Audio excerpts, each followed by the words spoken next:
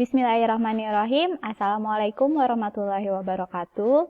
Selamat pagi dan salam sejahtera untuk kita semua. Apa kabar semuanya? Semoga dalam keadaan sehat walafiat ya. Sebelum memulai kegiatan pembelajaran, kita awali dengan berdoa masing-masing. Berdoa dipersilahkan. Ya, untuk video kali ini Ibu akan masuk ke materi yang pertama mengenai otomatisasi dan tata kelola keuangan. Ya, bab 1. Pada bab 1 kita mempelajari tentang administrasi keuangan. Apa saja yang akan kita pelajari? Ini sesuai dengan tujuan pembelajarannya. Yang pertama adalah memahami pengertian administrasi keuangan perusahaan, lalu menguraikan kegiatan administrasi keuangan. Jadi kegiatan orang administrasi itu ngapain aja sih? Lalu mengidentifikasi fungsi administrasi keuangan. Lalu nanti kita ada administrasi keuangan. Lalu yang terakhir ada menganalisis prinsip administrasi keuangan. Kita masuk ke materi yang pertama, yaitu mengenai pengertian administrasi keuangan. Jika kalian lihat di balon di sini ada tulisan planning, controlling, actuating, dan ini merupakan suatu hal atau kata-kata yang sebenarnya kalau kalian anak OTKP itu sudah pernah kalian dengar gitu, sudah kalian pahami. Kita hanya akan mereview sedikit saja mengenai planning, controlling, actuating, dan organizing. Planning di sini artinya perencanaan. Jadi, salah satu kegiatan administrasi keuangan adalah merencanakan. Jadi, kalau di tugas sebelumnya, Ibu meminta kalian untuk membuat perencanaan. Namanya perencanaan yaitu hanya kira-kira nih. Kira-kira pemasukan kalian berapa, pengeluarannya berapa, dan untuk apa saja. Kenyataannya nanti mau sesuai atau tidak, yaitu lihat nanti. Yang terpenting adalah kalian bisa merencanakan keuangan kalian. Yang kedua, di sini setelah organizing. Jadi kalau misalnya disingkat kan POAC. Planning, organizing, actuating, dan terakhir controlling. Organizing, yang dimaksud dengan organizing adalah mengorganisasi. Apa yang diorganisasi dari keuangan? Ketika kalian menentukan nih, sekian rupiah untuk beli jajan, sekian rupiah untuk bensin, sekian rupiah untuk ditabung, beramal, dan sejenisnya. Itu termasuk kegiatan organizing. Kalian menentukan besaran-besarannya. Jadi kalau misalnya planning itu dia hanya merencanakan, pengeluaran saya itu kira-kira untuk jajan, bensin, beli skincare, terus soalnya banyak yang Ibu lihat yang perempuan itu menuliskan skincare sebagai salah satu pengeluarannya, beramal, habis itu ditabung. Nah, itu planningnya. Organizing adalah kegiatan ketika kalian menentukan besarannya. Kira-kira buat jajan sekian rupiah, buat beli skincare sekian rupiah, buat beli bensin sekian rupiah. Gitu. Lalu selanjutnya adalah actuating. Actuating tindakan. Artinya tindakan. Jadi kalian sudah merencanakan, sudah memperkirakan jumlahnya berapa, lalu lihat nih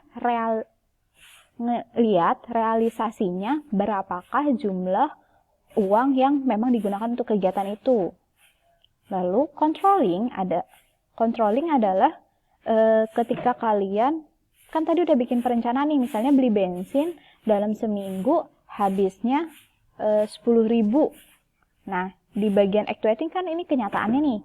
Kenyataannya misalnya karena kalian lagi banyak kegiatan ternyata habisnya 15.000. Nah, di kegiatan controlling ini melihat nih, ternyata pengeluaran untuk bensin itu bulan ini lebih besar karena minggu ini mobile-nya lebih banyak pergi-pergiannya, makanya butuh bensin yang lebih banyak. Itu merupakan kegiatan controlling. Kan jadi nggak sesuai nih dari yang direncanakan sama kenyataannya. Nah, terus apa yang harus dilakukan?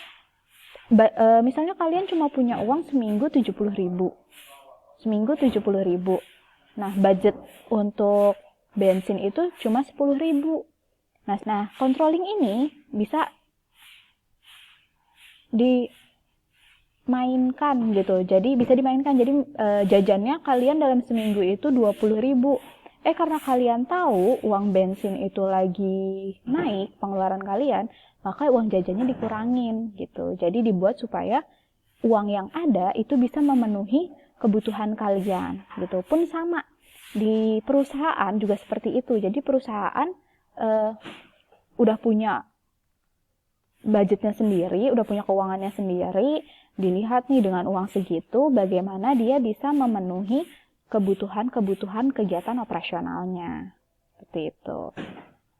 Jadi, yang dimaksud dengan pengertian administrasi keuangan adalah proses pengaturan. Nah, dari awal tadi kan sudah ngatur nih. Pemanfaatan itu berarti di actuating dan pengadaan keuangan sehingga tugas perusahaan dapat dilaksanakan secara efektif dan efisien. Kalian coba rasakan ketika kalian memiliki perencanaan dan ketika kalian tidak memiliki perencanaan keuangan. Apa yang kalian rasakan gitu? Apakah tahu-tahu ternyata minggu ini uang yang saya punya nggak cukup nih untuk beli kebutuhan yang saya seharusnya beli. Itu kenapa ya? Gitu. Nah, kalau misalnya kalian membuat perencanaan, insya Allah hal itu tidak akan terjadi gitu. Kita next. Nah, lalu di sini ada tujuan dan manfaat.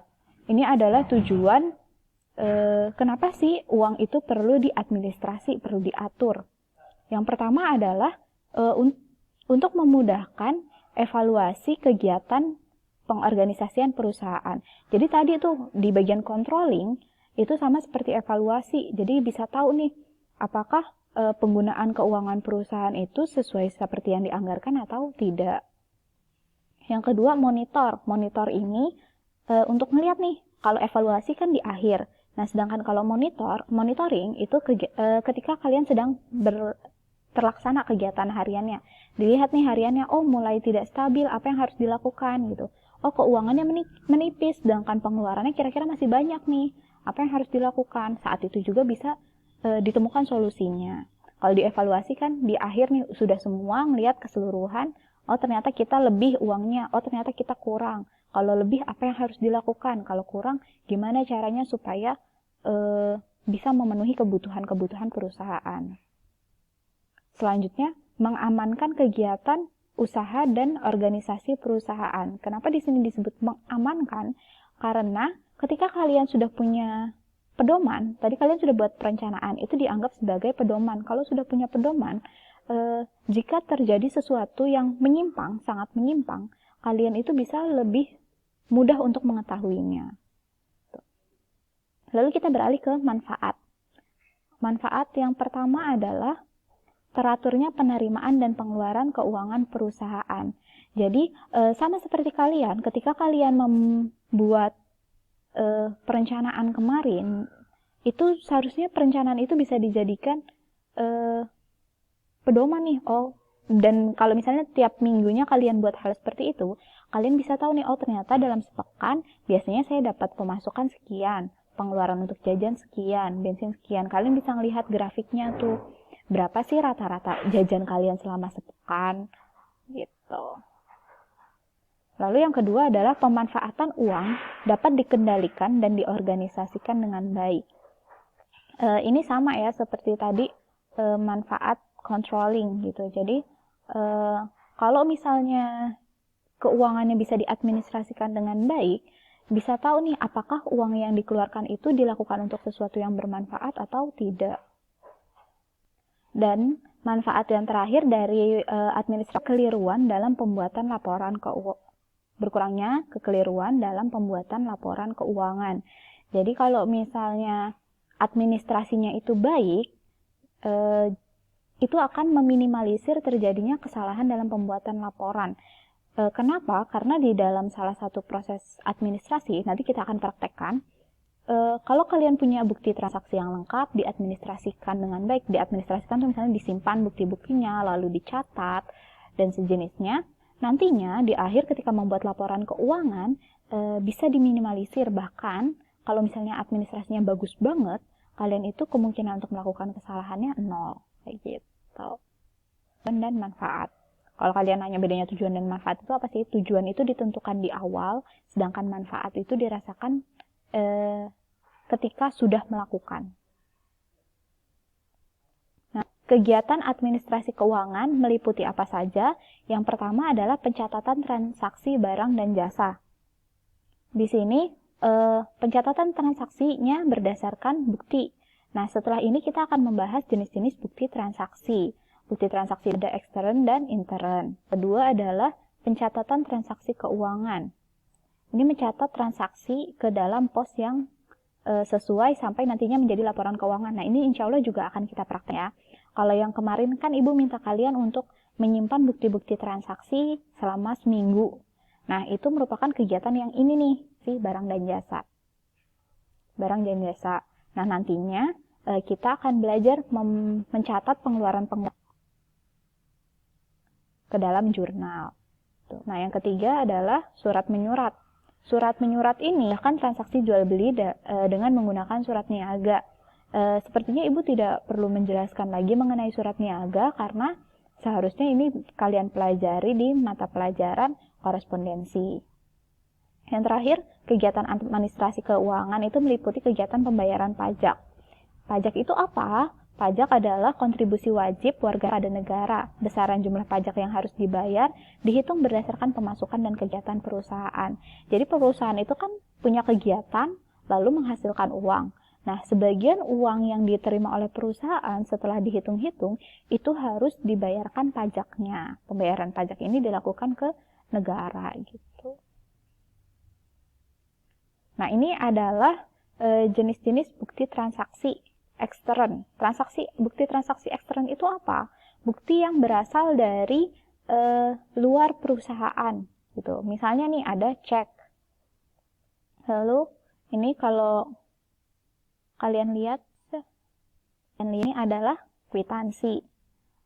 Cek ini dan ini adalah bukti penerimaan uang. Lalu di sini ada nota debit itu apa? Nota debit itu apa? Apa bedanya sama nota kredit? Nota, kalau misalnya kalian beli barang, terus habis itu barangnya nggak sesuai sama pesanan kalian kembalikan ke penjual. Itu disebutnya sebagai retur pembelian. Nah, buktinya apa kalau kalian sudah mengembalikan barang itu karena itu nggak sesuai atau misalnya rusak dan sejenis? Digunakanlah nota debit. Lalu nota kredit, kebanyakan kalau misalnya kita sebagai penjual, kita ngejual barang. Ternyata barang itu nggak sesuai sama keinginan si konsumen kita. Nah, dia boleh ngebalikin ke kita. Buktinya apa? Makanya bukti nota kredit. Nanti ini akan dicat. Nanti ke dalam jurnal. Next. Nah, bukti transaksi ekstern yang selanjutnya. Di sini mungkin kalian juga suka lihat ya. Ini ada. Itu ketika kalian membeli, kalau faktur tunai di sini untuk biasanya sih ya, ini untuk yang skala besar. Jadi kalau misalnya kalian beli, itu kan biasanya cuma dikasih nota kontan. Nah, sedangkan kalau perusahaan kan beli barangnya dalam skala besar. Nah, itu biasanya menggunakan faktur penjualan tunai. Nah, faktur itu ada 3 jenisnya. Di sini ada faktur biasa, ada faktur performa, dan di sini ada faktur, sebentar Ibu lihat, ini faktur konsuler. Forma ini faktur sementara kalau misalnya belum lunas.